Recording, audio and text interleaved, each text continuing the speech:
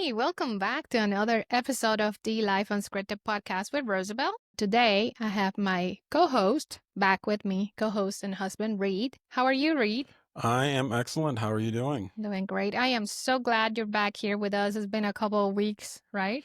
Well, I know, contract disputes and all that stuff going on. I mean, the whole thing with the players union not really wanting to play right, so we got through that all of our agents are happy now, so yeah, I'm back on. That's awesome. That's awesome. There was a rumor that I fired you. Is that true? Rumor? No, I mean, I think all it was no, it's not true. I did not fire you. No. I wasn't going to say you did. I was just going to say our agents were renegotiating The contract, service fee. right? Well, I wouldn't say the service fees. I'll say the time. I think so. You've been busy, Well, of correct? course. As usual. And so instead of, I guess what happened was that the CEO wanted to come on more often because, the people, the listeners, the viewers are being, Reed, when is Reed coming back? Oh yeah, and when I was talking about the service agents, I was referring to our two little ones. So Oh, okay, okay. Well, I'm not, joke aside, I actually have some of the viewers and listeners who say, hey, where's Reed? So, a couple of things we want to talk about tonight before we even go into this super cool topic that you and I came out together. That actually, these topics are born out of it just occurred to me this morning as I was getting ready to go to work, and I have my Initech cup, my mug, my coffee, and then I took a picture of myself as on my ex, and then I said, "Reed, what should I caption this to?" And what did you say, Reed? don't forget your 13 pieces of flair. Don't forget your there. So I don't know if you Well, that's the minimum though. That is the minimum amount of flair. Okay. Yes, because it's supposed to be 15 actually. Well, I mean, I think that one other guy had 31 pieces. Oh, He's going really? above and beyond the amount of Wow. flair. That is awesome. I don't think I even have one. You don't have any flair? I mean, what's considered flair? Oh, I mean, I don't know. I mean, my badge, and that's about it. Well, let's be honest. I don't wear any flair at work. Yeah, no, I just go to work. Hey, so good news. So while you were gone from the podcast, I started doing some solo podcasts, which was really good. I mean, there were short episodes. And then I had some amazing new guests that are coming up. They're from all over. I've been doing pre-interviews. So I have a group of amazing, amazing people from literally all over that are going to be coming in the next couple of episodes. And I think people are going to love it in general. The idea is, for those who never listened to this podcast in the past, I actually started this podcast myself. Basically, so I started this podcast in December out of an idea of, okay, so here's my book, The Courage to Succeed, A True American Dream. All right, so how do I get this story out there? How do I tell people, bring the message that I want to bring? Which, by the way, the message is actually, hey, you know what? Each one of us have the courage to do the things that we want to do, whether it's dreams, whatever it is that you want to achieve in life, right? And so I just want to tell that to people, especially younger generations, or those who are going through some hardships, and they feel, well, I've tried everything and I don't know what else to do. So I literally put my life story in a book and kind of recount all the hardships that I, had to go through. I'll tell my story growing in Colombia, South America, losing my mom at age 17, then having, the opportunity to come to the United States, like just literally presented to me. And so I came here. I did not know English. Well, apparently now I can speak English after 21 years. And then going to school and going through so many things, but again, everything is in the book. And then of course, towards the end of towards my graduation, I meet this amazing man that is right here with me tonight. We've been married for like 10 years now, right? Oh, yeah, 10 Yeah, years. 10 years. Wonderful years. Yes, and we have 2 little kids, 2 little children. 2.5. 2.5? I count Jerry as a kid. Well, but it wouldn't be half, then it will be 3, Well, then right? 3. Yeah. Yeah, why count as a She half? gets spoiled just like the other 2. Yeah, so Jerry is our beloved German Shepherd. She's about what? She'll be 3 years old. Yeah, she's 2.5 right now. Oh, okay. Okay. Yes, definitely. So yes, another kid. So anyway, so it's going great. We're still at it. And now I found this new passion. This is amazing. Reed, you said something to me last night. You were like, because just people don't know what it's like to do a podcast. There's a lot of work behind this. There's a lot of work, even if it's just us. Like, look at me having a conversation here. Mhm. I there's a reason why I call it life unscripted, because there's really not a script for this. There's really minimal. You of course you gotta make sure that there's good sound, good lining and those things. But other than that, it's just the two of us. Oh, yeah, but if you had a script, it'd be called Life Scripted, and that's kind of boring. Yeah, yeah, I think so too. Yeah, well, I find life in general it's. Can you imagine if life was actually scripted? It would be boring, right? There's like, what next? Sometimes, what I find interesting. How when we do make plans, perhaps earlier in life, we're like, well, this is what I'm gonna do, and when you look back, it's like, wow, it doesn't look remotely what I thought it would be, but you know what? You end up looking at, hey, I like this. This actually went better than what I planned. So hey, there's beauty in everything. But let's dive right in. Okay. I think this is gonna be a very, very fun topic. I have called this Office Space Laughing Through the Workday Blues. Guess what? We are talking about Office Space, the movie, right? Oh, yeah. Yeah, absolutely. So that movie, oh my God, the one with corporate zombies, malfunctioning printers, the TPS reports. And of course, that one guy who just won't stop saying, yeah, I'm going to need you to come in on Saturday. Join me. About that. I'm going to need you to come in on. Thank you. Oh my God. Are you ready to talk about cubicles? Well, before we start, Yeah. let's just remember one thing, okay? What's up? When did you first watch the movie? Oh yeah, I know. Yeah, it's embarrassing. I'm going to be honest with you. I remember when I first watched it. It was 2022. 2022? Yes, because I remember where I was working. And this, oh my God, I shouldn't say much, right? No, don't think about anything while you're working. I thought it was last year when you first watched it. No, it was 2022. I remember, well, it was 2022. Okay. Because I know after you got done watching it last year, I got the Initech coffee cup. Actually, not even 2022, it was 2023. Better yet. Mhm. I know. You know how it actually happened? I was like telling you what was going on, what Mhm. was I going through, and then you go like, you need to watch this movie. I'm like, nah, I'm not much of a, I don't have time to sit in front of the TV to watch much. However, when I do, I do. See? So amazing, huh? So anyways, so you ready to start talking about it? Sure. So ready to talk about cubicles, copy rage, the deep existential dread of the 9 to 5 thing. What about, do you remember the first time? Well, you personally, I do. When was the first time you watched it? Well, that was in the 90s. And then, of course, everyone in my job field in the Army. And it's a very popular IT movie. So I think most IT professionals have watched Office Space throughout their career. So, but yeah, definitely in the 90s for the first time.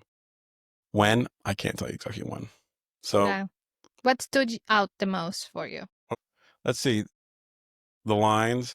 The lines. Just being able to look at someone and say, hey, looks like someone has a case of the Mondays. If you were to describe the movie in 3 words, what would you say? What would be? What? 3 words. I'd say it's the truth that no one likes to recognize sometimes. And so truth no one recognizes, but more in depth, it has to do with the mundane life that a lot of people will go through at a job. Not necessarily a career, not necessarily a passion, but just a job. And the monotonous that goes into just having that Right. job you don't like. When you think about movies like that and you're like, well, what would be your favorite character and why? I'll be honest, I liked a little bit of each one of them. And then the guy with the red stapler. Oh no, at Interesting. work, that's one of my backgrounds for my teams. Yeah.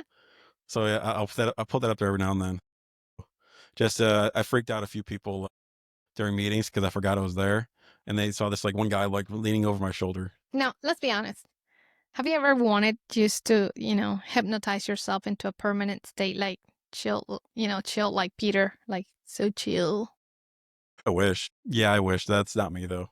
I'm more of the I'd say He was too chill, way too chill for me. yeah, I'd rather be By the way, the did you construction ever worker. find out what exactly they were doing at that company?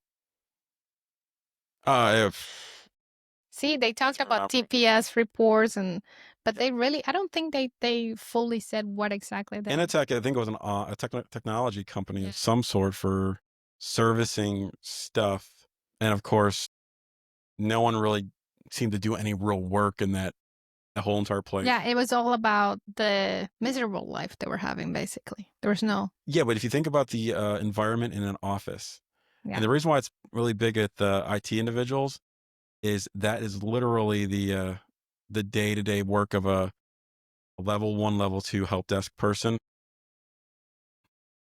In some of these places, they're literally taking these, "Hey, the fax machine isn't working. The printer's not working. Look at this. The keyboard's unplugged." I mean, I don't know how many times I've ever been asked, said, "Hey, my computer's not working," and I went over and pressed the ON/OFF button into the ON position. Hey, I don't have to be an IT person. And the other day, I did a beautiful job fixing this printer. All I did was like they call in to for a ticket, all that stuff, and by the time they got in, I already have fixed it. You know what I did? I just unplugged it, counted to 10, plug it back in, and That'll voila. fix 90% of a lot of things that Yep, go wrong. exactly. But hey, the painfully hilarious truth of work life. My Mhm. God. Let's get to the juicy part that is hidden in the comedy. How much of office space do you think is exaggerating? How much is eerily accurate? What do you think? I'd have to say you're probably closer to 50% accurate. I mean, that's where I'm gonna go at, because if you go yeah, 50% is where I gotta leave it there, because there's a lot of bosses that act just like that. There's a lot of coworkers that act just like that. There's always that person in your office that you think is lazy, useless, and shouldn't be working there. And you always have that group of friends who wants to quit, but they can't quit. So it's And that's a lot of people. And by the way, have you ever had a Lumberg in your life? That boss who make you dread hearing your name. of course I'm not gonna tell you who that was, but I think I know. no, it's not. No, it was in the army. There was a few of them. No, I know that. So What do you think the movie says about middle management and the corporate culture? what it says about middle management is the managers don't really get it. They don't really get that they actually control the climate. Right. I was actually thinking about something uh, today. I was emailing someone, and I was referring to a something that this person said um, many years ago. So think about management in this way. Do you think you are part of the organization? Yes or no? Organization you work for. Do you think you're part of the organization? Oh, of course. No, you are the organization. The organization is people. It was different than that. He was actually referring more to our unit, but the organization, the people in the organization are the organization. Without them, the organization is just a document on a wall somewhere. Well, So if middle management treated every employee like they are literally the place that they're walking into, they are the reason why that place exists, you wouldn't have middle management leaders like that. right. So And then that infamous line of, well, if you could go ahead and come in on Saturday, have you ever had a weekend hijack like that? in the army, yes. Well, I'm just gonna go over one that it was an AIT, Okay. because it was a Friday afternoon. Someone jumped over a counter up on the second floor of the building 81305 inside of Fort Huachuca, Arizona. And all of a sudden, the drill sergeant came up there. Everyone that was around him had to pull staff duty. And I was just happened to be standing there, so I had to pull staff duty the whole entire Friday into Saturday. So yeah, that was a whole entire hijacked weekend, but that was phase 4, so it really didn't matter. And there's the dread of the 9 to 5. How about talking about that feeling that we all try to ignore on Monday mornings? Like, I remember Peter's disillusionment with, you know, work feels so relatable. What do you think why is it that so many people feel trapped in their jobs? Decaf coffee. Decaf coffee? Oh yeah. No, I mean I'm being a little light on this one, but for one, it's a job. For two, it's the people. So I always talk about the Army in this way. The thing that most people miss about the Army is the people. It's not the Right. job. So if you walk into a place on Monday that the people aren't great and the job is not great, then you have nothing to look forward to. So you might as well get yourself a really nice cup of coffee. I have to be honest with you. I love what I do. I love where I work. I had to say it, full disclosure. I mean, what I'm doing right now, this is the best place I've been, hmm the best place I worked at, and I love it. And I love the people I work with, and I also love the people that I serve. So you're right. I mean, remember having a week off, and it felt like it was eternity. I mean, it's hard to say because it's not like, like I was dying to get to, but yeah, I miss going back to work. I miss doing what I do. So yeah. And then you have the burned out, you hmm know, the bad bosses, the monotony, the lack of purpose, all that stuff too that can contribute to, what you were saying. Well, the ones that drink the Kool-Aid. And that was one of those. You ever heard that? You heard that term before, right? What, the Kool-Aid? Yeah. Drink the Kool-Aid. Yes.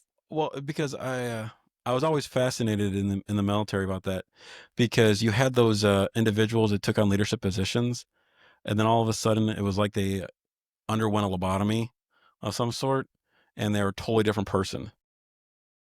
Or the ones that will preach the bad idea from above them Hmm.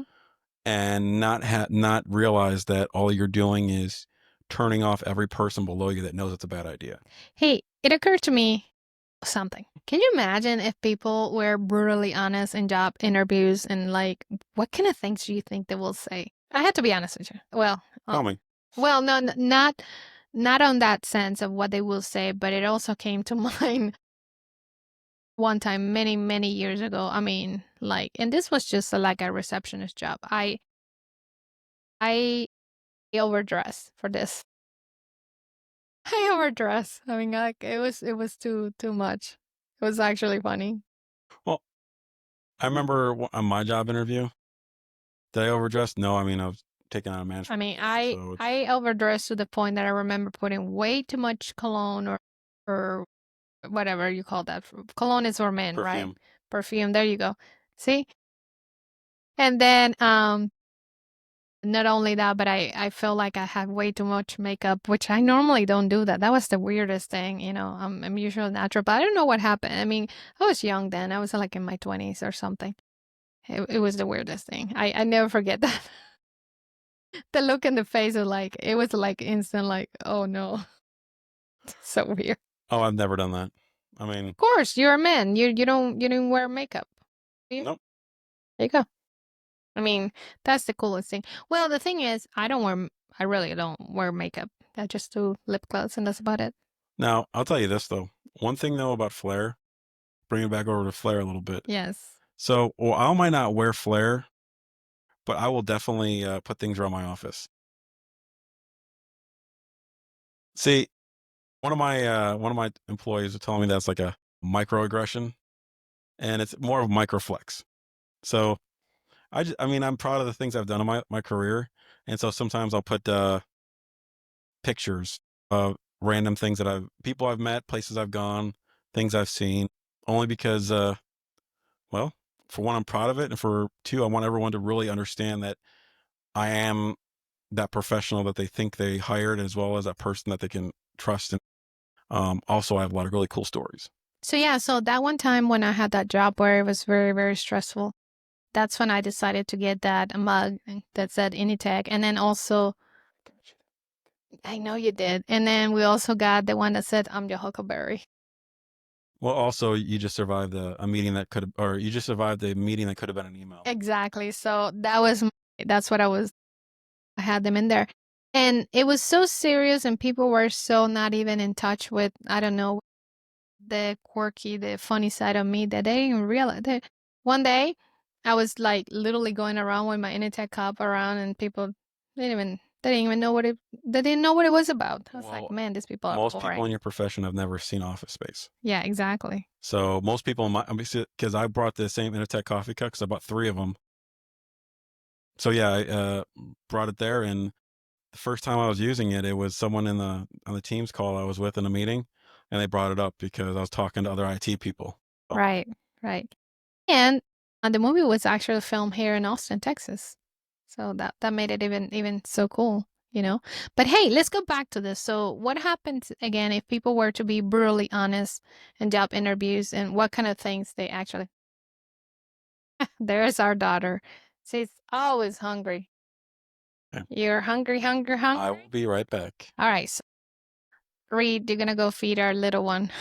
Okay. So have you ever had that moment at work where you actually thought, is this really it? You know, like, I mean, think about that. I mean, one thing I love about this movie is how it uses humor to say the hard things, to say the things that we don't normally find the courage to say, you know, we don't want to hurt anyone's feelings, you know. And so, but it is so nice when we actually have, you know, bosses or people in, you know, in our office that we can actually feel like comfortable talking with, you know. And then other thing that we need to consider is I think humor makes it easier to talk about real workplace dissatisfaction. That's also very, very good. I was going to ask Reed if he thinks that Office Space has become such a cult classic. He'll probably tell me that in a minute. We'll see what he has to say about that. But I wanted to talk about also one of those most iconic scenes, the copier smash. So that's the scene. To me, that was so satisfying, you know, because it's like so, so cool. And another thing I wanted to ask Reed is what's your favorite scene or quote from the movie? You know, and the whole cubicles. And actually mine is the one with the red stapler. For some reason that guy was just like, I mean, don't touch my red stapler. I actually got myself a red stapler and put it in my office because I thought it was fun. But then also the whole cubicle idea, the remote work and the modern office, you know, like imagine, you know, fast forward to today's world, you know, like what's the cubicle culture, you know?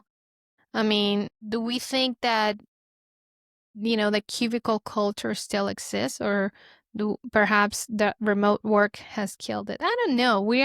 I think we're coming back, you know, because, you know, a lot of people that were off now are going back to the office.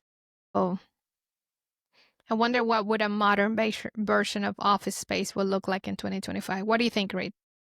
What do you think a modern version of Office Space look like in this? I think it will be a mix of both. I think it will be like a mix of people at work and people doing Zoom calls and stuff like that. If Office Space existed, the problems would be definitely different. I would see more. Can you believe they didn't have that soy macchiato that I wanted from Starbucks? Oh my god! I mean, I'm sorry, Gen Z would be going nuts on. It was such a bad night last night. I have to stay home. I can't do it. I'm sorry.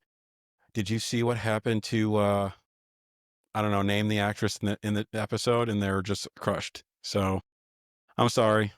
It wouldn't be the same thing as working on a Saturday. It'd be more, can you get them into the office some days, as opposed to them just wanting to be at home working. Well, now that you're saying that, I actually saw some of that. Mm-hmm. I saw that. I saw some especially okay, so when I used to go in the back and there's this big room where there are actually a lot of cubicles and then um some girls will work in there as a call center or something like that of that nature. And they were talking about again, did you watch the Oscars? Oh, look what happened, and all that kind of I guess pop culture, would you say it? Discussing all those things. But one of the things I was talking here earlier while you were gone, it's what's your favorite scene of quote from the movie?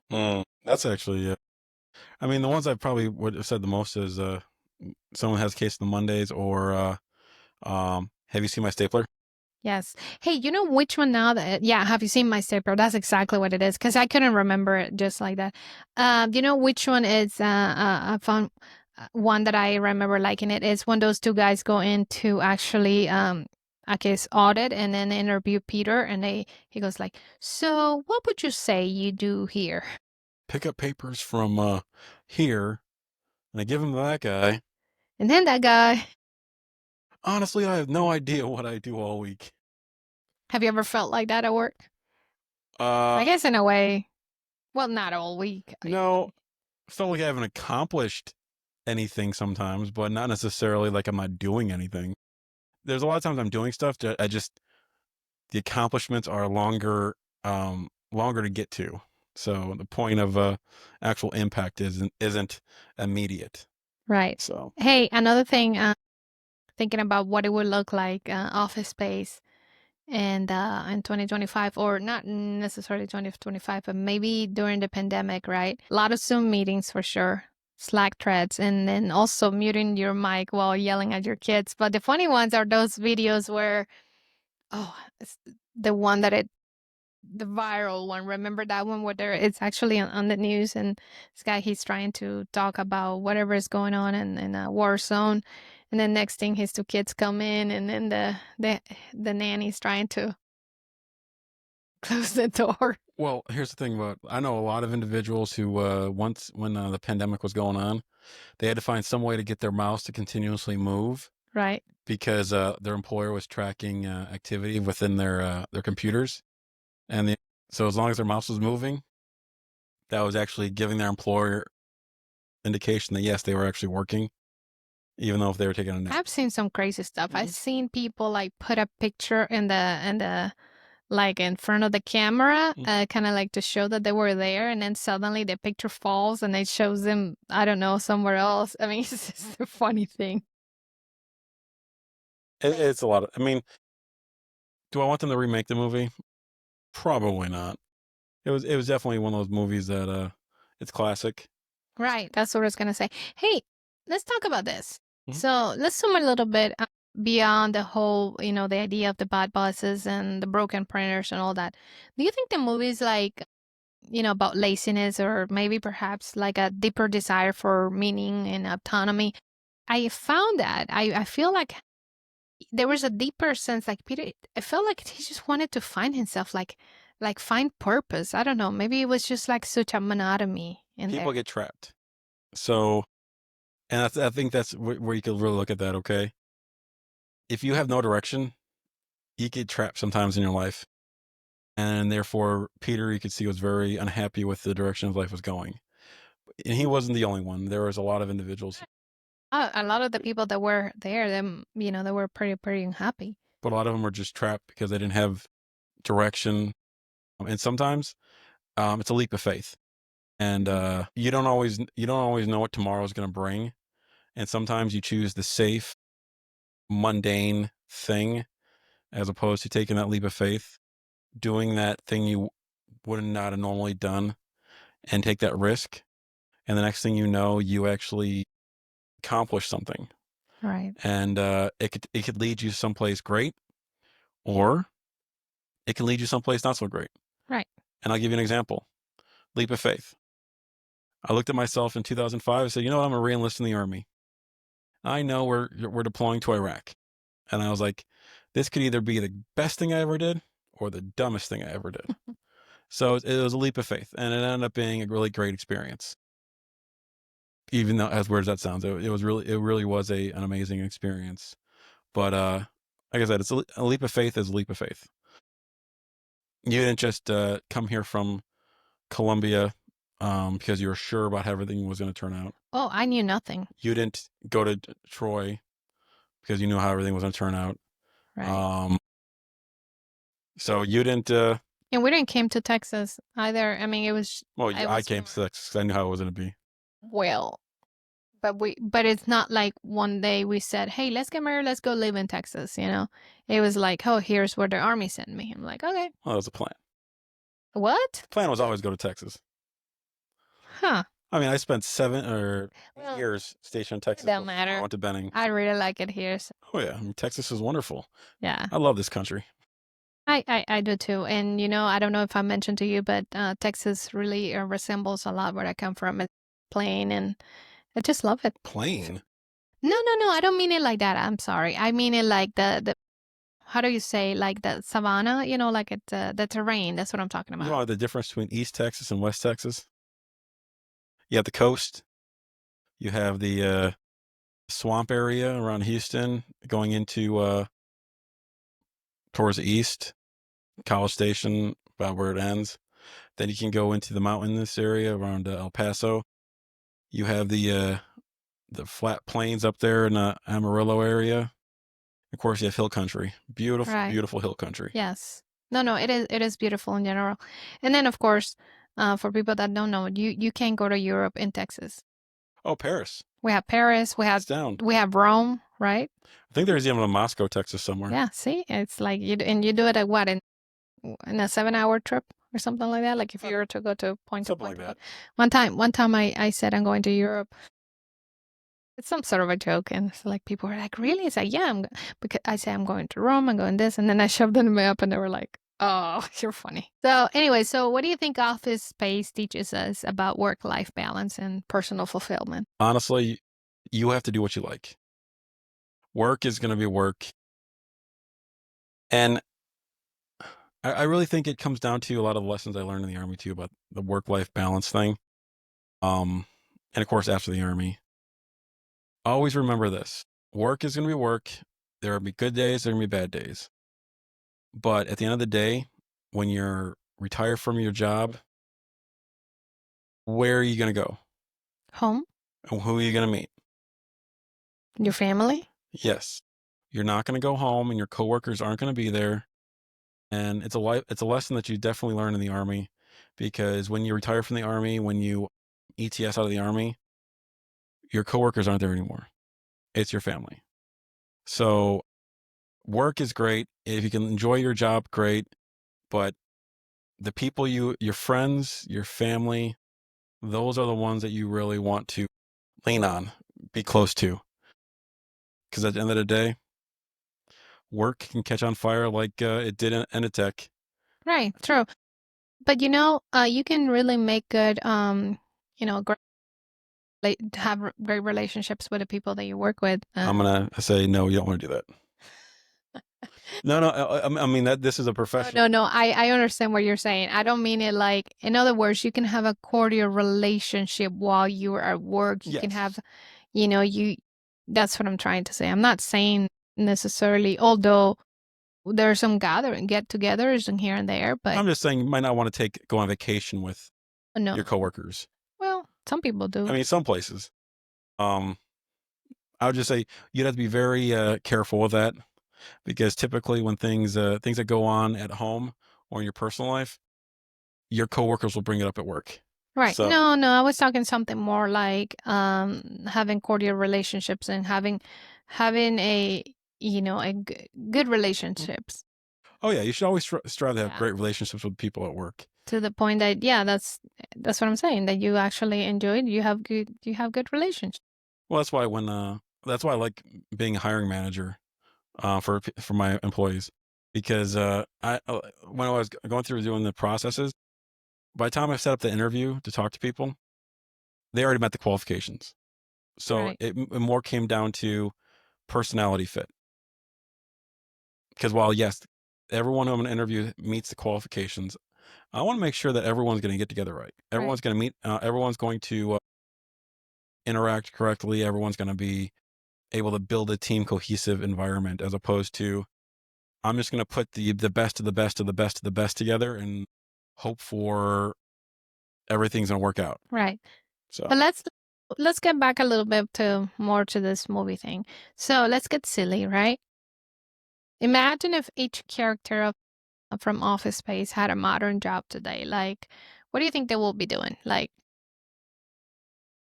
you talking about Peter? mhm. Well, he would definitely probably be. I don't know. Peter would be working probably in the same place he was working now. Working then, so some job where he's pushing paperwork. Maybe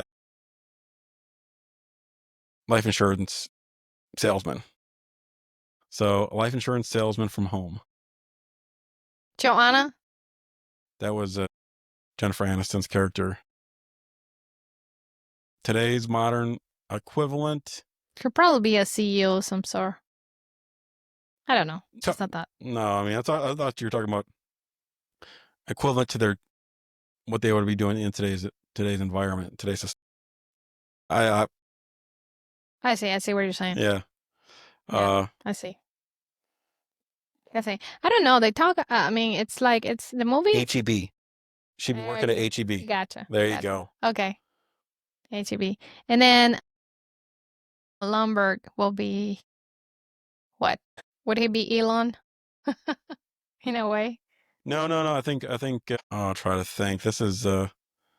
He's about Elon Musk. Seems like I did not. Well, that's the only Elon I know. Oh, he's definitely not Elon Musk. No, no. Uh, I'm just saying because just imagine just like going out. That guy was like a micromanager, right? oh, he was a serious micromanager. Yeah. He's a harder one to really think of. Yeah. Because you definitely want a job where people don't like going to it. Hey, Reed, I mentioned something earlier where you weren't here. Do you remember that, when they were smashing that broken printer? That was a fax machine. Oh, it was a fax machine. That's right. That's right. What song would you pick, to play if you were smashing a broken printer or fax machine today? What would you pick? I don't know. Sonic. Dim me up. Oh, well, I'm gonna have to think. I mean, because the one that came in my mind was Thunderstruck, but I'm not sure if I want to do Thunderstruck. Uh, And then see, got all these ideas. maybe some Paul Wall music. Maybe a little Metallica. And then if you had to write Office Space, return space to return to the cubicle, what would the plot be? Returning to the cubicle. Return to the cubicle. You know what the plot I think will be? Okay. If I had to think about a plot for Office Space today, I wouldn't be, because cubicles are kind of like 90s. So here's what I'm thinking. I'd say more car wash. No. Here's what I'm Return to thinking. the car wash. No, return to the cubicle. Well, I wouldn't call it more return to cubicle. I'll call it as they start with cubicles and then they just like tear the cubicles down, and now everybody's working next to each other. Like there's no cubicle. There's nothing in between. Can you imagine that? That would be crazy. There's things that pop in my head, but yeah, that would be. Finally, in honor of Milton. Milton. This name came to mind. What's your red stapler? What do you mean by that? That one silly thing at work that you'll fight to protect. A coffee cup. Your coffee cup? Mm-hmm. I'm a coffee cup person. I have like 3 or 4 coffee cups on my desk, and that's not to include You know what's funny about big me? ones. There's no silly thing for me that I will fight to protect. You know what I protect? Everything. Don't come to my space. Don't take anything unless you really take my scissors if you need them. Cut something and put it right back into where they were. But on my desk, I have a 16. I have an A10 Warthog. I have a Joe Newman NASCAR. So I have things on my desk that I would say were fun. And if someone was to take one of my A10s or my F16s, that's fine. But just don't take my race car. That's so cool. Hey, well, folks, listen, whether you're smashing partners or facts, like you say, in your imagination, dodging a lumber type boss, or dreaming of living your best Peter Gibson life in a cabin with no responsibilities, I really hope this episode made you laugh and maybe even feel a little seen. If you did love this episode, please go ahead and follow, subscribe to the Life Unscripted podcast with Rosabel. We got more real talk, more stories, and definitely more laughs coming your way. Don't forget to leave us a review and share this episode with a coworker who could use a little bit of office space therapy. Thank you for tuning in. And remember, this is unscripted. So forgive my little daughter for coming in here if you can. So until next time, stay bold, stay curious, and remember, life might be unscripted, but it is a whole lot more fun that way. So bye for now.